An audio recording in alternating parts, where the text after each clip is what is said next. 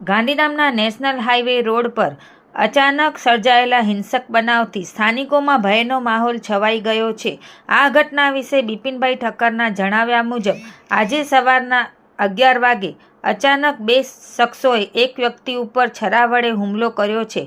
હુમલામાં ગંભીર રીતે ઘાયલ થયેલા વ્યક્તિને તાત્કાલિક સારવાર માટે ગાંધીધામની ખાનગી હોસ્પિટલમાં ખસેડવામાં આવ્યો છે। હાલ તેનું સારવાર ચાલી રહ્યું છે।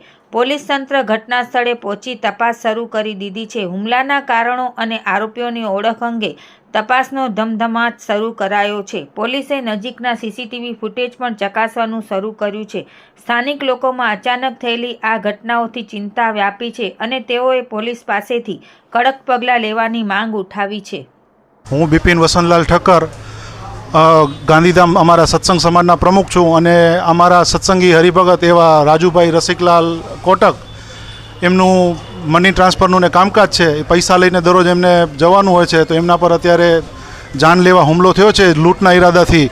અને આથી પહેલાં પણ 2 વખત આવા હુમલા થઈ ચૂક્યા છે, પણ પહેલાં પણ કોઈ રિઝલ્ટ આવેલું નથી અને અત્યારે આ હુમલો આજે થયેલો છે અને અત્યારે હોસ્પિટલમાં એડમિટ કરેલા છે એમને।